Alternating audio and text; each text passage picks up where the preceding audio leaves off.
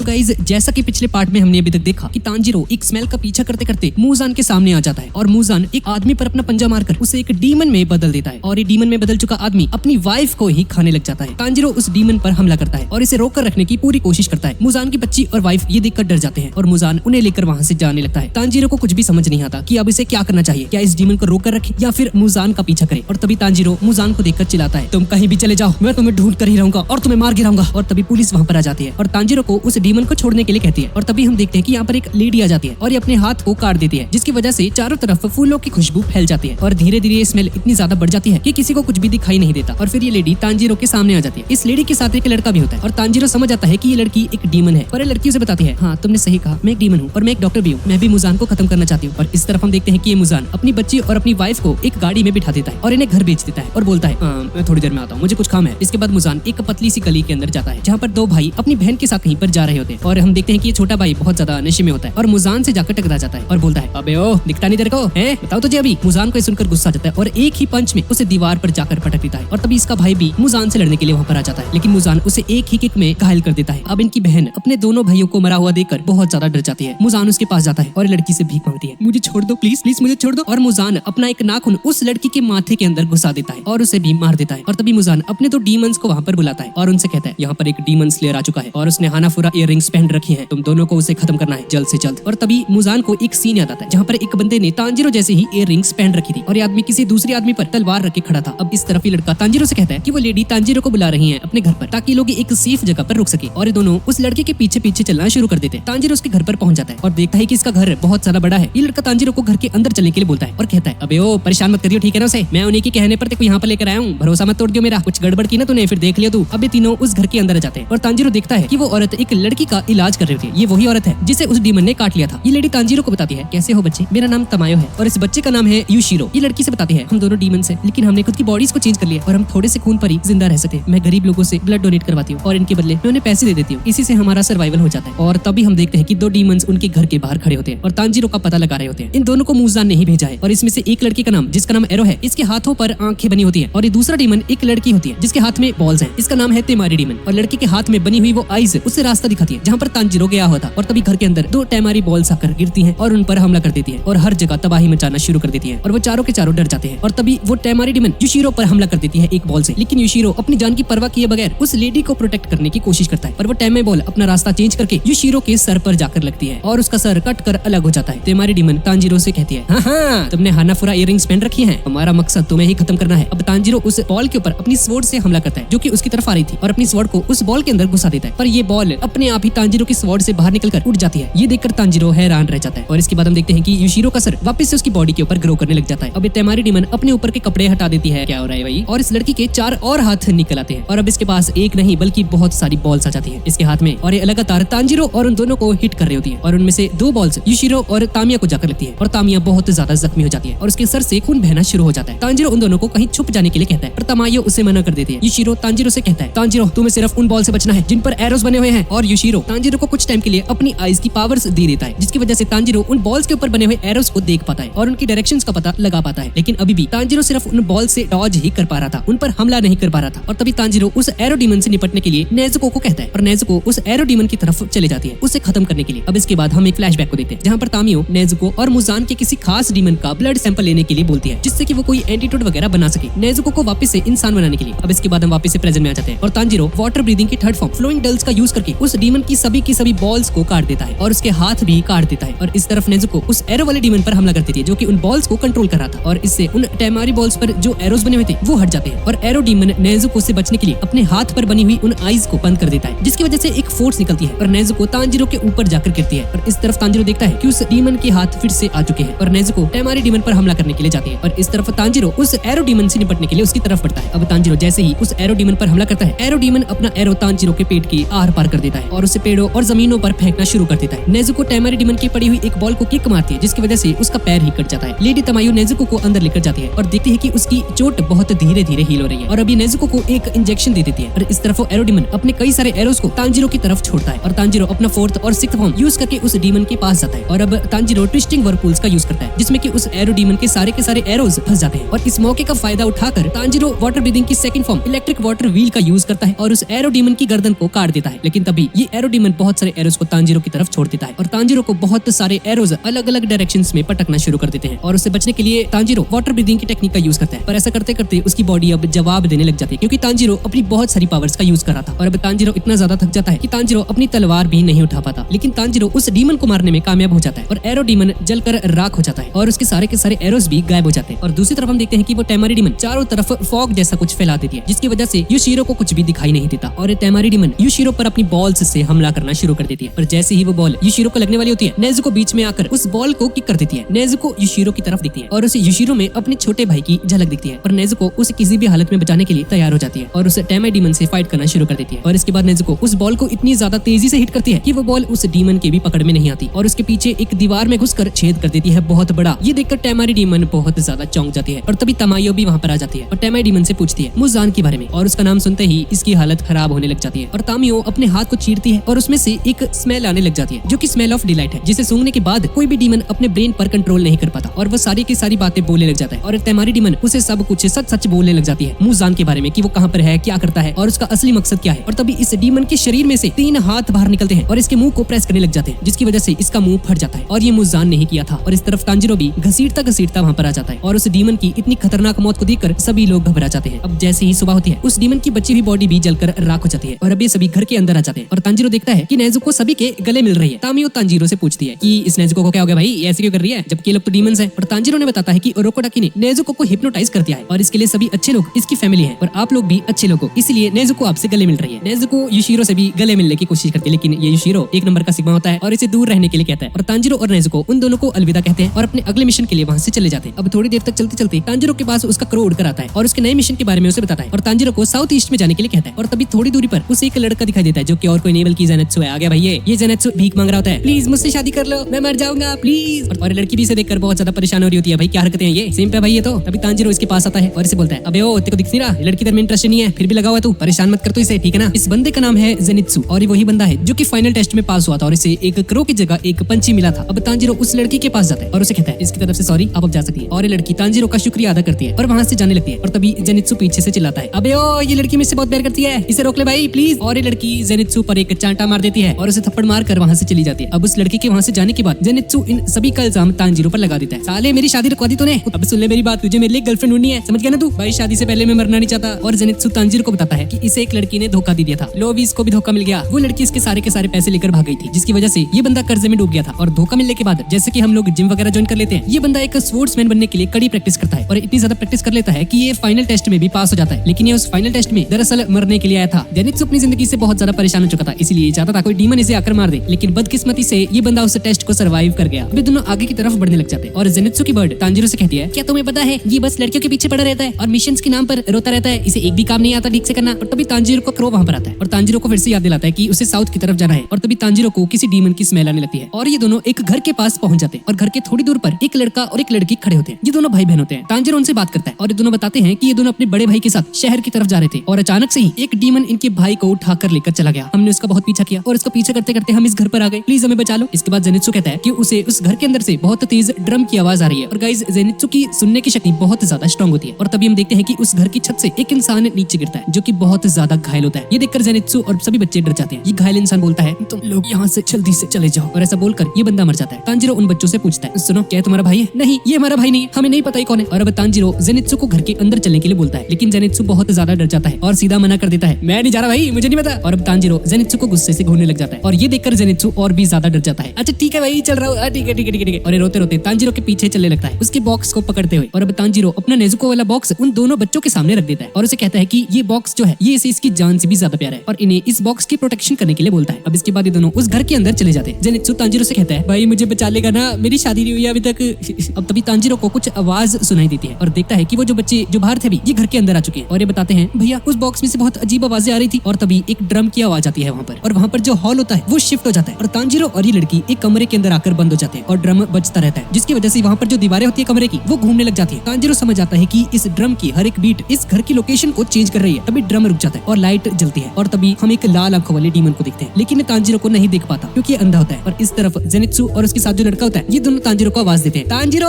कहाँ पर हो भाई, मुझे बहुत डर लग रहा है, प्लीज बचा लो यार। जेनित्सु बहुत ज्यादा डर जाता है और उस लड़के को अपने साथ चलने के लिए बोलता है उस घर से बाहर निकलने के लिए। भाई कितना डरपोक है यार जेनित्सु, तो डरपोक लोगों का एक नंबर का। पर जेनित्सु देखता है कि जिस दरवाजे से वो इस घर के अंदर आए थे वहाँ पर बाहर जाने का दरवाजा है ही नहीं, बल्कि एक कमरे का दरवाजा है वो। ये देखकर जेनित्सु घबरा जाता है और तभी उसे एक कमरे के अंदर एक सुअर जैसा मास्क पहना हुआ बंदा दिखता है और ये बंदा बिना कुछ बोले ही वहाँ से भाग जाता है। और इस तरफ तांजीरो उस डीमन पर हमला करता है, उसी लाल आंखों वाले डीमन के ऊपर, और ये डीमन अपना ड्रम बजा देता है और वो कमरा टेढ़ा हो जाता है। और तभी वो सुअर के मास्क पहना हुआ बंदा गेट तोड़कर कमरे के अंदर घुसता है। तांजीरो देखता है कि उसके पास भी 2 निश्चिंत सोर्ड्स हैं, जिसका मतलब है कि ये बंदा भी एक डीमन स्लेयर है। और अब जैसे ही बंदा उस मेन डीमन से लड़ने के लिए जाता है, वो डीमन एक और ड्रम बीट बजाता है और कमरे की पोजीशन को चेंज कर देता है, जिसकी वजह से वो लड़की गिर जाती है। और इस सुअर के मास्क पहना हुआ वो डीमन स्लेयर इस लड़की के ऊपर पैर रख के खड़ा हो जाता है और वो लड़की दर्द से चिल्लाने लग जाती है। तांजीरो को देखकर बहुत ज्यादा गुस्सा आता है और सुअर के ऊपर हमला करके उसे दूर फेंक देता है। और तभी ये मेन डीमन बोलता है, मेरी मर्जी के बिना तुम मेरे घर में कैसे घुस सकते हो? मैं तुम्हें नहीं छोड़ने वाला, तुमने मेरा सारा का सारा प्लान बिगाड़ दिया। और ऐसा बोलकर ये बंदा बहुत तेजी से ड्रम बजाने लगता है, जिसकी वजह से वहाँ पर बहुत तेज हवा चलती है। तांजीरो दूर हट जाता है और देखता है कि जमीन पर बहुत भयंकर पंजे के निशान बन जाते हैं। वो देखता है कि हर तरह के अटैक के लिए डीमन के पास अलग अलग तरह के ड्रम्स है और वो सुअर वाला डीमन स्लेयर भी दूसरे कमरे में जाकर गिर जाता है। इसके बाद तांजीरो उस लड़की के भाई की तलाश में अलग अलग कमरों में जाने लगता है और हम देखते हैं कि तांजीरो को एक अलग तरह की डीमन की स्मेल आती है और उसे सूंघते हुए तांजीरो एक कमरे के अंदर जाता है। और यहाँ पर तांजीरो को एक ऑरेंज कपड़े पहने हुए एक लड़का दिखाई देता है, जो कि कमरे में बैठा हुआ था और इसके हाथ में वही डीमन वाला ड्रम था। और ये तांजीरो को देखते ही उस ड्रम को बजा देता है। और दूसरी तरफ जेनित्सु और उसका भाई उस लड़की का उस डीमन से बचते बचते भाग रहे होते हैं। और तभी ये सोइची जेनित्सु से कहता है, भैया क्या हम थोड़ी देर रुक सकते हैं? और उसकी आवाज सुनकर जेनित्सु डर जाता है और रोने लगता है और बोलता है, ओ भाई आराम से बोले यार, डरा दिया तूने। और तभी एक डीमन वहाँ पर आ जाता है, जिसकी जीभ कुछ अजीब सी होती है, लंबी सी, और बोलता है, तुम लोग तो बहुत टेस्टी लग रहे हैं। और ये सुनकर जेनित्सु बहुत ज्यादा डर जाता है और अपनी जान बचाकर वहाँ से भागने लगते हैं। ये डीमन अपनी जुबान को लंबी करके उन दोनों पर हमला कर देता है और अचानक से जेनित्सु किसी चीज से टकराता है और एक कमरे में जाकर गिर जाता है और इसके पैर में चोट लग जाती है। और ये इस लड़के से कहता है, भाई मैं घायल हो गया हूँ, तू चला जा यहाँ से, मेरी चिंता मत कर, तू अपनी जान बचा, जा यहाँ से, मैं और नहीं भाग सकता, मेरे पैर में चोट लग गई है यार। लेकिन सोइची वहाँ से जाने के लिए मना कर देता है और तभी वो डीमन वहाँ पर पहुंच जाता है और उसे देखकर जेनित्सु को एक शॉक लग जाता है और ये वहीं पर बेहोश हो जाता है। अब सोइची वहाँ पर अकेला है और इसे बचाने के लिए अब यहाँ पर कोई नहीं है और डीमन उस पर हमला करने के लिए आगे बढ़ता है और ये जोर जोर से जेनित्सु का नाम पुकारने लगता है, जेनित्सु मुझे बचा लो जेनित्सु। और तभी जेनित्सु की फिंगर्स हरकत करने लग जाती हैं और देखते ही देखते उस डीमन की जुबान कट कर अलग हो जाती है। डीमन को कुछ भी समझ में नहीं आता कि अभी हुआ क्या आखिर। और तभी जेनित्सु थंडर ब्रीदिंग का फर्स्ट फॉर्म यूज करता है और लाइट की स्पीड से उस डीमन का सर काट देता है। One of the best scene था यार पूरी सीरीज का। अब जेनित्सु को वापस से होश आता है और इसे कुछ भी समझ में नहीं आता कि अभी इसने क्या किया, जिससे हमें पता चलता है कि ये जेनित्सु बहुत ज्यादा स्ट्रॉन्ग है भाई, ये बस दिखावा कर रहा है कमजोर होने का। सोइची देखकर हैरान रह जाता है और जेनित्सु को लगता है कि इस डीमन को सोइची ने मारा और ये उसे गले लग जाता है और बोलता है, अरे भाई शुक्रिया, तूने मेरे को बचा लिया, थैंक यू भाई, थैंक यू यार। यहाँ से बाहर जाएंगे ना, मैं देखो PS5 गिफ्ट करूंगा यार। और दूसरी तरफ उस सुअर वाले डीमन स्लेयर के सामने एक मोटा सा डीमन आ जाता है और बोलता है, तुम तो बहुत ही स्ट्रॉन्ग लग रहे हो, तुम्हें खाने में बहुत मजा आएगा। और ये सुअर वाला डीमन स्लेयर पहले तो उसके हाथ काटता है दोनों और फिर उसकी गर्दन को उड़ा देता है और वहाँ से भागते हुए निकल जाता है। और इस तरफ हम देखते हैं कि वो मेन डीमन पूरे घर में घूमना चालू कर देता है और कहता है कि उसे जल्द से जल्द मेरिची ब्लड पीना होगा। ये मेरिची ब्लड बहुत ज्यादा रेयर होता है और ये ब्लड लगभग 100 लोगों के बराबर होता है। अब इसके बाद हम उस डीमन का एक फ्लैशबैक देखते हैं, जहाँ पर ये बंदा एक इंसान को खड़ा होता है और उसके सामने मूजान आ जाता है और मूजान उसे उसके असली नाम चोगाई से बुलाता है और बोलता है, तुमने अब इंसानों को खाना क्यों बंद कर दिया? जिस पर ये डीमन बोलता है, मुझे माफ कर देना सर, मुझे एक और मौका चाहिए प्लीज। और तभी उसकी आंखों पर बना हुआ वो नंबर कट जाता है और इस डीमन ने मूजान का थोड़ा सा ब्लड पिया होता है, जिसकी वजह से ये बहुत ज्यादा स्ट्रॉन्ग हो गया था। और दरअसल मूजान के पास कुछ 12 डीमंस हैं, जो कि बहुत ज्यादा पावरफुल है और इन डीमंस को कुजुकी कहा जाता है। कुल मिलाकर टोटल 12 डीमंस होते हैं उसकी ग्रुप में और ये डीमन 12वें से हटकर सीधा 6th पोजीशन पर आ गया था। लेकिन इस वक्त ऐसा कुछ भी नहीं है, मूजान ने इसे इसकी पोजीशन से हटा दिया है। और इस तरफ ये लड़की उस ऑरेंज ड्रेस पहनने वाले बंदे को अपने सामने खड़ा हुआ दिखती है और ये लड़का इनका बड़ा भाई है, जिन्हें ये ढूंढ रहे थे। और ये दोनों एक दूसरे को हक कर लेते हैं और ये लड़का बताता है कि इसके पीछे 3 डीमंस पड़ गए थे और आपस में इसे खाने के लिए लड़ रहे थे। और तभी उनमें से जो मेन डीमन था उसका एक ड्रम नीचे गिर गया था उस लड़ाई में और इसने उस ड्रम को उठा लिया और इसने उसको बजाकर कमरे की पोजीशन को चेंज कर दिया। और ऐसा करते ही ये उस डीमन से अभी तक बचता आ रहा है और इसीलिए तांजीरो को देखते ही इस बंदे ने ड्रम बजा दिया था खुद को बचाने के लिए। और तभी तांजीरो को उस लाल आंखों वाले डीमन की स्मेल आती है और तांजीरो उस लड़के से कहता है कि अपनी छोटी बहन की रक्षा करे, किसी सेफ जगह पर जाकर छुप जाए। और तांजीरो वहाँ से चला जाता है और तभी ये लाल आंखों वाला डीमन अपना ड्रम बजाने लग जाता है और तांजीरो को अब समझ आ चुका है कि कौन सा ड्रम क्या काम करता है। अगर ये डीमन अपना राइट वाला ड्रम बजाता है तो कमरा राइट में टर्न हो जाता है और अगर लेफ्ट में बजाता है तो लेफ्ट की तरफ टर्न हो जाता है। और अब तांजीरो साकुंजी की बताई हुई बातों को याद कर, जहाँ साकुंजी से बोलते हैं तुम्हें पानी की तरह बनना चाहिए, पानी को जिस भी बर्तन में डालो वो उसी की शेप ले लेता है। वाटर ब्रीदिंग के सारे फॉर्म्स का सही तरीके से यूज करके हर चीज को तबाह किया जा सकता है और डिफेंस भी किया जा सकता है। अगर तुम्हें एक बेहतरीन डीमन स्लेयर बनना है तो तुम्हें इस चीज को सीखना होगा। और इस तरफ जेनित्सु और सोइची तांजीरो को ढूंढ रहे होते और तभी अचानक से ड्रम बजने की आवाज आती है और रूम की पोजीशन चेंज होने लग जाती है और जेनित्सु और सोइची लगातार एक रूम से दूसरे रूम में गिरते रहते हैं और फाइनली घर से बाहर गिर जाते हैं। अब इसके बाद हमें क्यूबाई का पास्ट दिखाया जाता है, उसी लाल आंखों वाले डीमन का पास्ट। ये बंदा पहले एक नॉर्मल इंसान था और गाने वगैरह लिखता था और वहाँ पर एक क्यूबाई की बेइज्जती कर देता है बहुत ज्यादा और उसके लिखे गए सॉन्ग्स को पैर से कुचल देता है और जैसे ही इसे गुस्सा आता है वो अपने ड्रम बजाता है और उस सिंगर को मार देता है। और प्रेजेंट में इस सीन को सोचकर ये बंदा और भी ज्यादा गुस्से में आ जाता है और तेजी से ड्रम बजाने लगता है, जिसकी वजह से कमरा बहुत तेजी से टर्न होने लग जाता है और तांजीरो पूरे के पूरे कमरे में घूमने लग जाता है। और तभी तांजीरो वाटर ब्रीदिंग का यूज करके उसके सारे के सारे अटैक्स को सूंघने लग जाता है और तांजीरो वाटर ब्रीदिंग के 9th form flashing water flow turbulent का यूज करता है और घूमते घूमते उस डीमन के बहुत करीब पहुंच जाता है और उस डीमन का सर काट देता है और देखता है कि उस डीमन की बॉडी राख में बदल रही होती है। तांजीरो जल्दी से एक इंजेक्शन निकालता है और उस डीमन का ब्लड सैंपल ले लेता है और तभी वहाँ पर एक बिल्ली आ जाती है। ये बिल्ली तामियो ने भेजी होती है और तांजीरो उस ब्लड सैंपल को उस बिल्ली को दे देता है और बिल्ली उस कमरे से गायब हो जाती है। तांजीरो उसके बाद टेरुको के बारे में सोचने लग जाता है और उसे ढूंढते ढूंढते एक कमरे में पहुंच जाता है जहाँ पर ये दोनों सेफ होते हैं और तांजीरो ने बताता है कि उसने उस डीमन को मार दिया है और इन दोनों को उठाकर उस कमरे से बाहर आ जाता है। लेकिन तभी बाहर जाकर तांजीरो देखता है कि जेनित्सु ने नेजुको वाले बॉक्स को कसकर पकड़ा हुआ है और ये सुअर वाला डीमन स्लेयर जेनित्सु को उस बॉक्स को छोड़ने के लिए बोल रहा है और जेनित्सु बुरी तरह से पिट भी रहा है और जेनित्सु तांजीरो से कहता है, मुझे पता है तांजीरो, ये बॉक्स तुम्हें बहुत प्यारा है, ये तुम्हें तुम्हारी जान से भी प्यारा है, इसीलिए मैंने इसे बचा कर रखा है। और तभी हम एक फ्लैशबैक को देखते हैं। जेनित्सु उस घर से जब बाहर आता है उसी वक्त ये सुअर वाला डीमन स्लेयर भी उस घर से बाहर आ जाता है और बाहर आकर इसे एक डीमन की स्मेल आती है और ये डीमन स्लेयर उस स्मेल का पीछा करते करते उस डीमन के पास जाने लग जाता है और ये जो स्मेल थी ये नेजुको के बॉक्स से आ रही थी। जेनित्सु उस बॉक्स के सामने आकर खड़ा हो जाता है और उस डीमन स्लेयर से बोलता है, एक कदम भी आगे मत बढ़ाना, खबरदार, तुमने इस बॉक्स को अगर छुआ भी। डीमन स्लेयर से बोलता है, ओए लड़के, मेरे रास्ते से हट जा, इसके अंदर एक डीमन है, मुझे बहुत तेज स्मेल आ रही है एक डीमन की इसके अंदर से। और जेनित्सु बोलता है, हाँ मुझे पता है इसके अंदर एक डीमन है, लेकिन तांजीरो एक बहुत अच्छा इंसान है, ये एक डीमन के साथ सफर कर रहा है, इसकी एक बहुत अच्छी वजह होगी, मुझे तांजीरो पर पूरा यकीन है और मैं इस बॉक्स से नहीं हटने वाला, समझे तुम। और इस सुअर वाला डीमन स्लेयर जेनित्सु की बिल्कुल भी नहीं सुनता और उसे बुरी तरह से मारना शुरू कर देता है। ये डीमन स्लेयर जेनित्सु को बहुत ज्यादा पीटता है, लेकिन जेनित्सु उस बॉक्स को नहीं छोड़ता और अब जैसे ही ये डीमन स्लेयर जेनित्सु को अपनी स्वॉर्ड से मारने वाला होता है तभी तांजीरो वहाँ पर आ जाता है और उसे रोकने के लिए उसकी तरफ बढ़ता है और इस सीरीज का दूसरा पार्ट यहीं पे खत्म हो जाता है। तो गाइज यही थी आज की वीडियो और गाइज फुल मेटल की वीडियो भी 2-3 दिन में आ जाएगी और गाइज वीडियो को लाइक करना बिल्कुल मत भूलना और अगर अभी तक चैनल को सब्सक्राइब नहीं किया तो प्लीज कर दो यार, 300 के करने हैं इस महीने में। और वीडियो कैसी लगी प्लीज नीचे कमेंट में जरूर बताना। तो ठीक है गाइज, मिलते हैं अगली वीडियो में।